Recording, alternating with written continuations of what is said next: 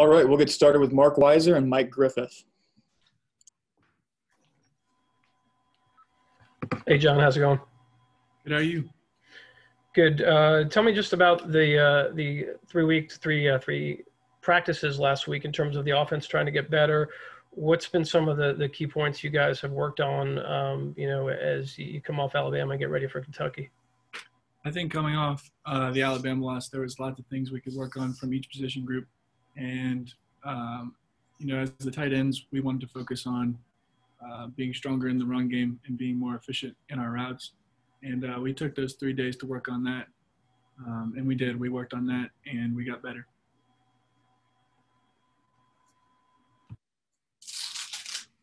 Hey, John, how much more diverse variety is there for the tight end in this year's offense than in years past at Georgia?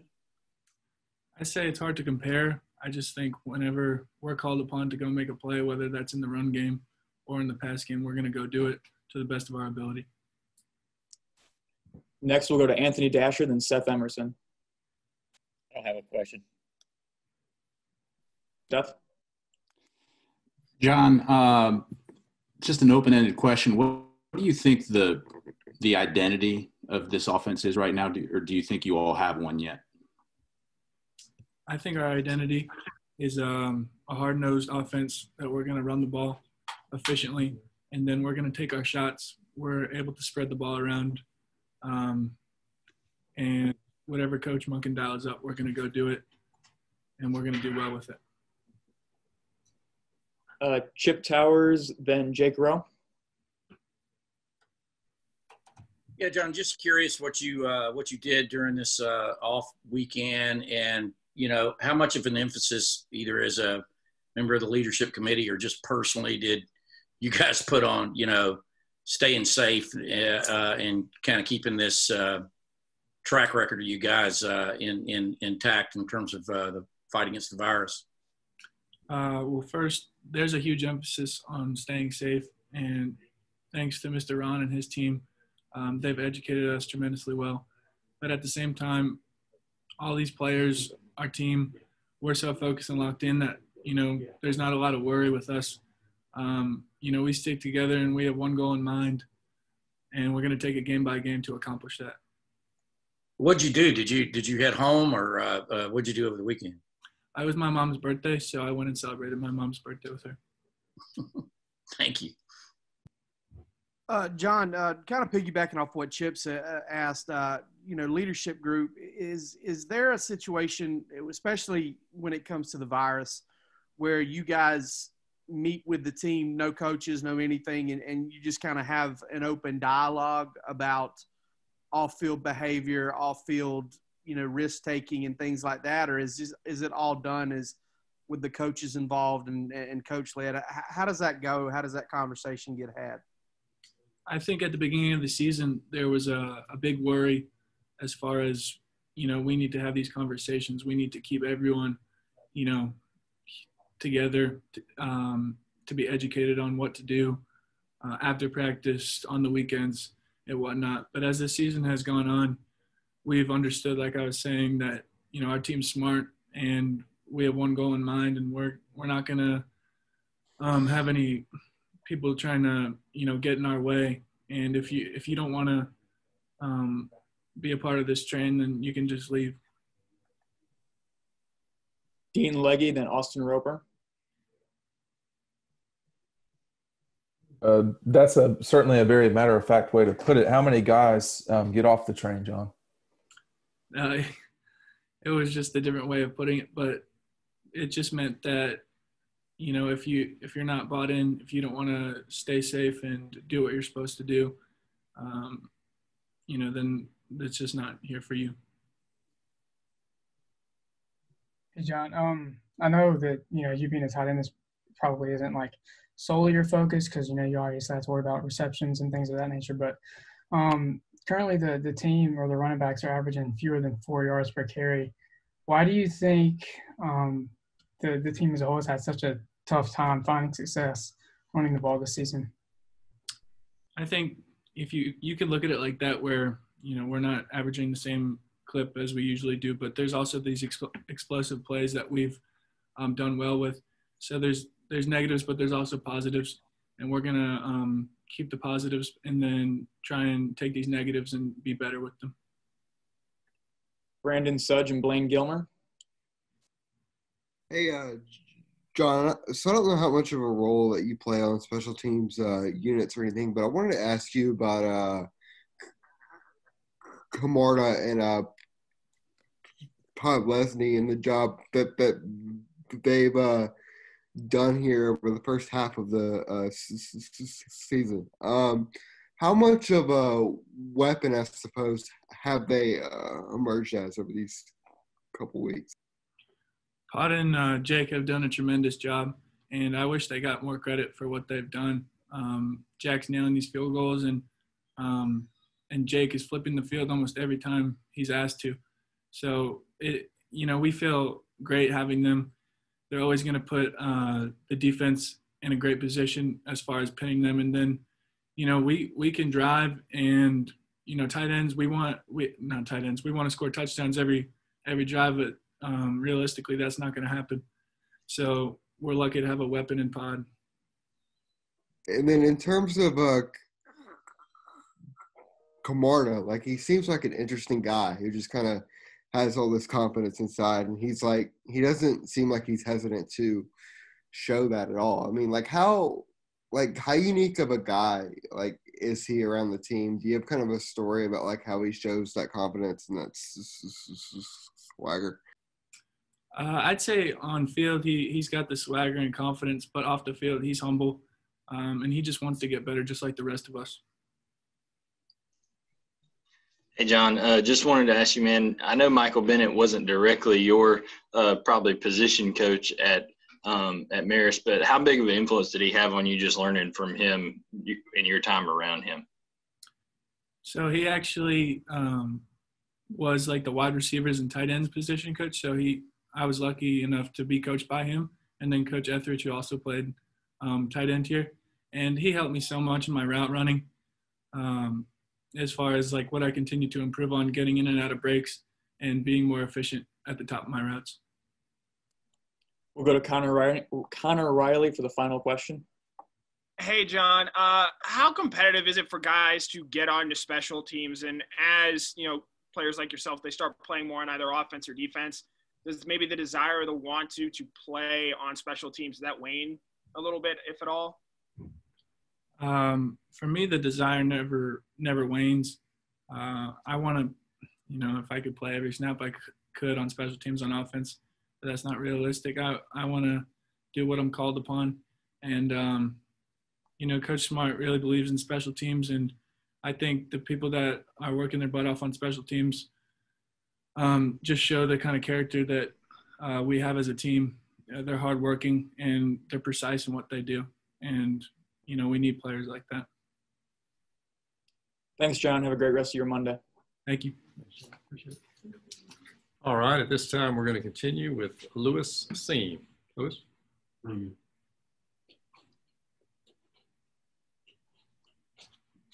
morning. Well, good afternoon. All right. To get us started with Lewis, we'll go to Anthony Dasher and Seth Emerson. Hey, Lewis. Good to see you today. How much did the defense need the off week to kind of, get yourself back on the right track after they lost to Alabama? The bye week for one was kind of unexpected, but I feel like we adjusted well to that. We used the bye week to really get better, per se, not really rest too much, but focus on our skills, the little ones, the little things we can get better. We didn't really scheme on anyone. For bye week, you don't really do much scheming for anyone because you're not playing anyone. But we focused on getting the guys reps, focus on our skills, really. Lewis, when a defense like you all faces an offense like y'all saw at Alabama, LSU last year, what can you all do? What better can you all do? Or is it just that offenses are ahead of defenses right now? I wouldn't say that for sure. Offenses are ahead of defenses. I mean, You're gonna win some and you're gonna lose some. I mean, it's part of the game, I feel. But mistakes were made on our part, and they capitalized on it and made more plays. The thing to be said is, we're gonna correct. We corrected, and God willing, we play them again. Chip Towers and Jake Rowe. Yeah, Lewis, just talking about the defensive breakdown specifically, the explosives in Alabama. Let's face it. I mean, you guys played them really well, straight up, except for a few explosive plays. I know you, as a member of the secondary and a safety in particular, that is the big, the biggest thing. So I just wonder, what did you guys learn? Obviously Alabama had some incredible wide receivers, but what did you come away with thinking, yeah, we can be better at that, and this is why? I feel that, Alabama has a lot of great weapons on offense, but for us as a whole, as secondary, as a defense, we just got to play our assignments right and stay composed when things aren't going well or how they should, per se. And of course, next time we play a caliber team like Bama or Bama, per se, play to our standard and, not allow certain plays to go by and, capitalize on opportunities, really. Lewis, kind of back to that offense question and how much do you think that the offenses are benefiting from, guys like you, guys like Richard, having that, thought in their head that when a guy comes over the middle, there's a certain way you've got to, strike a guy, or you're going to get a targeting penalty. Do you think that targeting and those things, while making the game safer, has also maybe allowed offenses to maybe work a little bit more freely, knowing that you guys kind of have to temper your enthusiasm a little bit and you can't really play, a kind of a head hunting game of football anymore? I would say, for one, I feel like the safety measures they got there are good in a way, and I don't feel that any way or form. It's just trying to keep everyone protected, per se. And I feel like if I was an offensive player, I wouldn't want anyone trying to whack me in my head or anything like that, because there's repercussions to that could hurt me, that could hurt them. But I feel like, for one, our coach's stress of playing clean. They coach playing clean, hitting the strike area, not hitting with the crown of our helmets. I feel like our coaches we work on that, we practice on that. So when it comes in games, we don't try to do the wrong things or tackle the wrong ways. Dean Legge, then Mark Weiser. Lewis, Kirby earlier today said something about out fundamentaling everybody else. That's my word, not his. How do you during practices, how do you manage to do that without kind of getting bored? I mean, you're talking about several practices a week, doing the same thing, repetition, et cetera. How do you make sure y'all are still interested by Thursday? I don't feel like we get bored with the fundamentals of football. The only reason I say that is because during the season, I feel like a lot of technique, a lot of fundamentals are kind of kicked out the curb, because then it's only scheming. And I feel like because we focus on our fundamentals this week, everyone got better, and is going to be shown in upcoming games where, it's those little things and those little skills or those little fundamentals that come up big for us. So you can never really get bored of that. Lewis, how would you describe kind of the mindset of the defense after the number of explosive plays you guys gave up in terms of, this week in practice or heading into Kentucky? Are you guys angry? Are you wanting to show that you guys are still, perhaps the best defense in the country? Like, what's the vibe? Angry? No. I would say, of course, we want to go out and week by week show out and make plays and show the world what we can offer and what we have as a team. We're not really per se angry or any way or form, but we're just getting ready, getting prepared the best way we can. Next, we'll go to Mike Griffith and Brandon Sedge. Lewis, I know that every football team has a next man up mentality, but how different was Jalen Waddle from other receivers you faced in the country? Come again? I said I know a lot of teams have a next man up mentality, but how different was Alabama's Jalen Waddle from other receivers you'd seen this season? Jalen Waddle is, of course, explosive, makes a lot of great plays, quick receiver, gets open. He's very talented for a player, say that for sure. And we're obviously going to meet different receivers out in the season from every school per se. So I got to say. Hey, Lewis. So in terms of Jake Camarda, in the job that he's done as the punter here over the first half. Can you kind of tell me like where you see his confidence and kind of like his unique personality, I guess, away from the field that kind of leads him to have the success? Oh yeah, Jake's full of confidence, full of juice.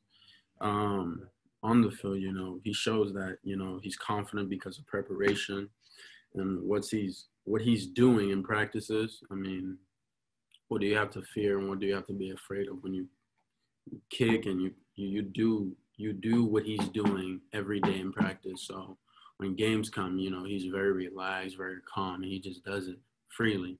So, I'm happy and, enjoy that he got that swag in the games. But off the field, he's, of course, a humble kid. He loves to golf. He loves his word, the word of God. So, he's very, very cool guy off the field also. Is there anything like in the hours, like before the game, like if y'all are in the locker room or warming up, where you're able to see that he's comfortable? Does he You don't really see much fear in Camarda, and I feel like that's really a guy you can go to war with and go to get tough games with and know he's gonna come through, because you don't really show much fear or much worry. So that's really something you'll have. We have time for two more very quick questions from Palmer Toms and Connor Riley. Yeah, Lewis, obviously you've talked about Alabama and potentially playing them again several times. How confident, coming out of the bye week, how confident is this team that y'all can run the table and potentially get that rematch? Kirby stresses the fact that, we control our destiny, and I believe that. And, from here on out, we're going to get we've been getting everyone's best. And, of course, everyone's going to get our best. But we have a goal ahead of us, and, we're going to work towards that goal. And every day in and day out, we're going to keep progressing until, we get to our goal. Hey, Lewis, does the Alabama performance and the performance you guys had in that game, does that sort of stick with you, or do you sort of just put that sort of away as you move on through the schedule? The points, you said? Just how you guys played in that game. And knowing that, you're not going to face offenses as talented as them going forward, but you still sort of have that experience in the back of your mind. Of course, that's in the back of our mind. I mean, that's why we want to play them again, and we want to get to that place of playing them again, of course. But, we'll say that, yeah, it's a very bitter taste, but here on out, we're going to, play as hard as we can, play every team as hard as we can. Thank you, Lewis. Have a great rest of your Monday. You too. All right, we're going to continue now with Zamir White.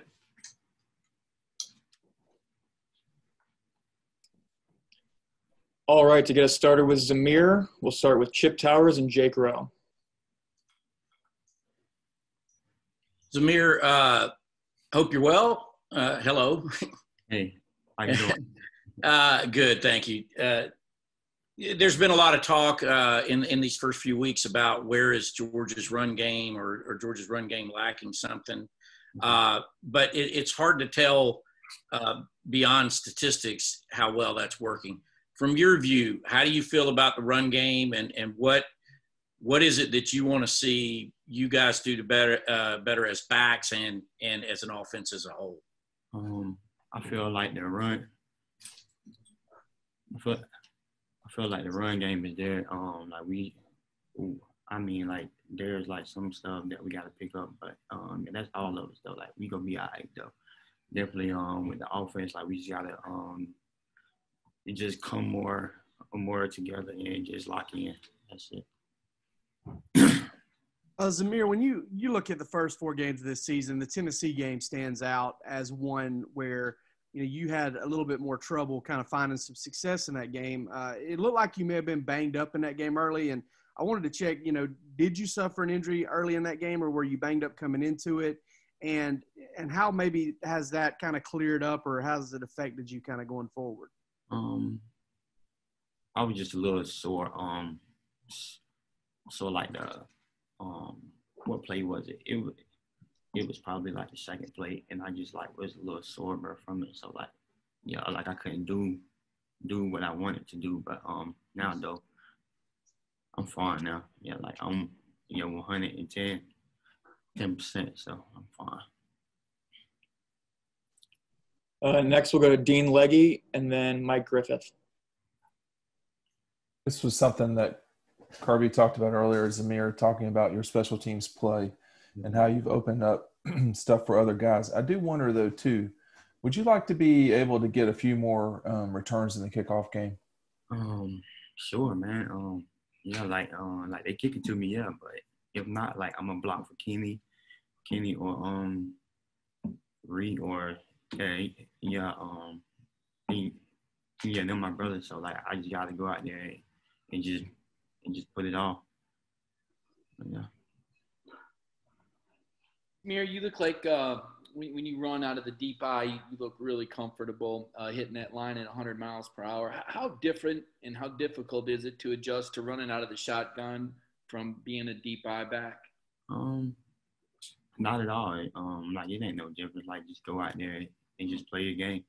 That's it, really. Next, we'll go to Mark Weiser, then Anthony Dasher. Zamir, obviously you guys have 3-4 running backs that are playing early and making contributions. I want to ask you kind of about how that benefits you guys, and also with James scoring his long touchdown, how explosive can he be on plays like that? Matter of fact, before like they called the play, like I was like, Bama linebacker goes out there and hold James, I was like, it's a touchdown. And like as soon as he went out there, I was like, yeah, definitely it's a touchdown. But James will be real good. So. Hey Zamir, I'm gonna ask you about Kendall Milton just a little bit. Kind of what's your impressions on him? He's really a strong runner. I don't know how many guys yards after carries rather he has. I think he probably leads the team right now in the brief time that he's played. But just what's your take on him, and what's been your advice to him so far this year?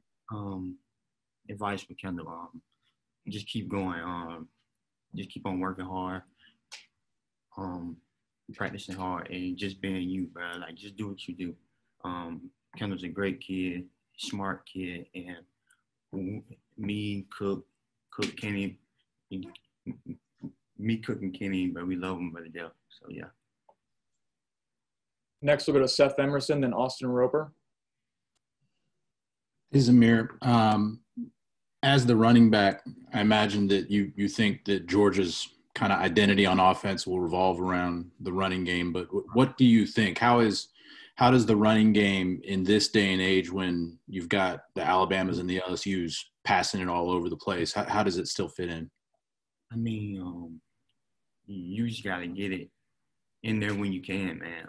Like nowadays, like the league is changing now, like to more passing stuff and all this. But like the run is gonna be there always. You always get a good run game going, but like the win game. So yeah, it's all right.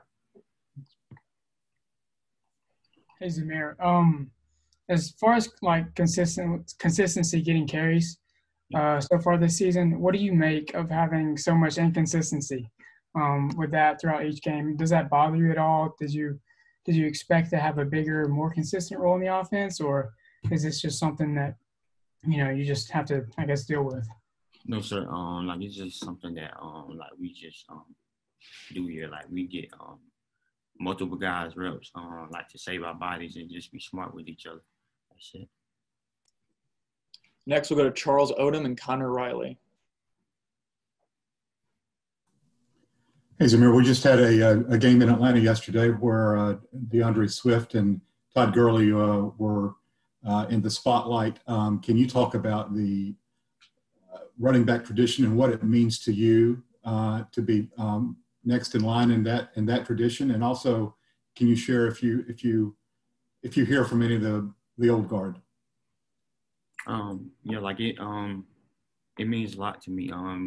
Just knowing that them guys were just here and they had great careers here, and like Swift, like we play together, like we talk all the time. He just talked to me about the lead and just the program there, like and like the system and all that type of stuff. But yeah. Hey, Zamir, I know you talked a little bit earlier about why special teams are important to you. How does playing on punt return, playing on so many different special teams units, help you as a running back? Help me as a running back. Far as like the lead and stuff like that. Like most guys that go to the NFL, well, running backs of course. So you got to play some type of like kick return or like punt return or punt. So why not play it now and like get used to it and just get my craft better at it. We'll finish up with Palmer Toms and Brandon Sudge. Yeah, Zamir, coming out of the bye week, how confident is this team that y'all can run the table and get a potential rematch with Alabama and Atlanta? We're definitely confident, but like we know that we got to work hard and just come back with that locked in mindset, ready to go and just ready for war. So yeah. Hey, Zamir, going back over to the whole running game and everything in the offense, I remember a couple weeks ago when y'all had the uptick in carries and yardage, you said get back to Georgia football. Yes, do you feel like you guys as running backs are like getting close to reaching that breakout game? And then also, like, has it been any different, I guess, running this offense with Coach Monken, who likes to pass the ball? Is it a little bit different and harder to play that brand of Georgia football, I guess? No, sir. We feel like Coach Monken is doing a great job here, and we all look forward to playing for him. So yeah, I feel good about the run game, and the outbreak game is coming soon, bro. We're gonna get it. Thanks, Amir. Have a great rest of your day. Yes, sir. You too. Thank you. Appreciate it. Yes, sir. All right, we're ready to continue now with Jermaine Johnson. Jermaine. How y'all doing? Thanks for having me. All right, to get us started with Jermaine, we'll start with Seth Emerson and Mike Griffith.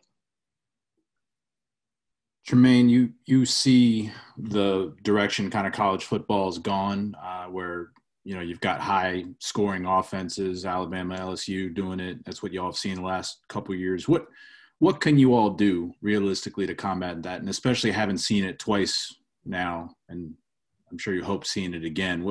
What do you think you all can do to adjust against that kind of an offense? I mean, it just comes down to your game plan and how well you can execute it, and how well you can do to not make any mistakes. It's a football game. There's a winner and a loser, and usually the loser makes the most mistakes. So you just got to do better at not making as much mistakes. Hopefully none. Hey, Jermaine, saw you got a pretty good snap count after missing. I guess it was a shoulder earlier. If I'm wrong, correct me. But you had like 30-some snaps. How did you feel out there? And then just as far as the game plan, did you feel like it was mistakes against Alabama, or was it more being out executed, I guess, to use a Kirby term? I mean, to answer your first question, no, I felt great to be out there with my team, be useful. I don't know if y'all knew this, but in the first quarter Arkansas game, I hurt my shoulder. But I stayed in, finished the game, played through it, realized, the severity of the injury. And we decided, as a team to just, sit out the next couple games. And then coming into Bama week, it just felt great to be out there and, like I said, be useful for my team and be available in any way I can. And can you ask the second part of the question again? I forgot. Yeah. I was asking about, they had some success. Was that schematic, or was it a matter of execution? I mean, when you have two teams, I mean, they have a pretty great team, and we have a pretty great team. So when you have teams like that with players like that, plays are going to be made. Like I said, you can only hope that either your team makes more plays or your team also makes the least amount of mistakes. So, I mean, like I said, it's a football game. Things happen, and things happened a little more in their favor, and they executed very well. Anthony Dasher, then Dean Legge. Jermaine, good to see you. What's been different since you as far as the amount of havoc you guys have been able to create this season opposed to this time last year? Just got more and more experience, more comfortable in the system. Kind of what is it, according, in your opinion? I mean, I don't know. We've just been cutting loose. It's been a big point of emphasis at practice. The ball, get the ball. So, I mean, I think it's just been guys playing fast and trusting their technique, going out there and making plays. I mean, it's been no secret formula or anything like that. We've made a more emphasis about the ball, and we've been trying to go out there and attack it as much as we can. Thank you. Along that same front, Jermaine, can y'all tell when the offensive line or the quarterback is confused might be the wrong word, but not, kind of on the wrong foot trying to defend against these blitzes? Say it again. Whose offensive line? Ours or the opponent? No, when y'all are creating havoc, can you tell when the offense is having trouble with what's going on, or does it just happen? Or is it that you can tell it's about to happen, or can you tell? Well, I mean, we practice stunts day in, day out, each day of practice. And Coach Landis, he comes up with a lot of new stunts daily. So we go out there and we practice that practice. We practice it so much that we feel confident going into the game because we practice on a great O-line like ours. And we feel confident going into the game knowing that, we did it on our O-line. And we're going to do it on their O-line. And, may the best man win. So, we don't really fear I don't think we have the option of us losing the stunt in our heads when we're going. We just, we think about winning the stunt every time. So when we go out there and do it that way, I think things work out effectively for us. Mark Weiser, then Chip Towers. Hey, Jermaine, wonder if you and Stetson ever traded junior college stories, and how much do you think that season away from Georgia benefited him? Stetson's locker is right next to mine. We talk about it every now and then, but more so than anything, it's kind of like an unsaid respect and like understanding of what we both went through. Going to junior college, in my perspective, it helps a lot because you get away from everything and you get really time to focus on you and focus on the things that you need to focus on to get to where you want to be. And I think if I can speak for him, which I can't, but if I can try, I guess I'd say that being away from Georgia, he could focus on the things he needed to focus on and get the shot he got, and he made the most out of it. Thank you. Yeah, Jermaine, just following up on that Bama experience, obviously you guys played really well for most of that game. It was the explosives, just a few of them. Is that just kind of the cost of doing business that way, especially against a team that is that explosive? Or when you went back and y'all reviewed that stuff this past week, what's the answer to being able to, cover those guys who obviously are very explosive? Bama did a great job at motions and rocket motions, stuff like that to align guys on mismatches or kind of get us screwed up in our coverage. So, if anything, it'd just be to be more solid on our adjustments and knowing what to do in that aspect. Jake Rowe, do you have a question? I do not, no. Okay, we've got a couple more minutes with Jermaine. We'll just open it up for the last two questions. Jermaine, this is Chip again. Just specifically on Kentucky, you guys have had a week off. The rest of the season is ahead of you. You know what you guys have to do to get back to Atlanta. Where does Kentucky fall in all that, and how do you feel about this matchup this weekend? I mean, it's like going into every other game. Our team does a pretty good job of staying consistent in our mindset. We hold a pretty big standard to ourselves, regardless of what team we play. So we're going to go out there and practice like we usually do, and hopefully go out there and win on Saturday.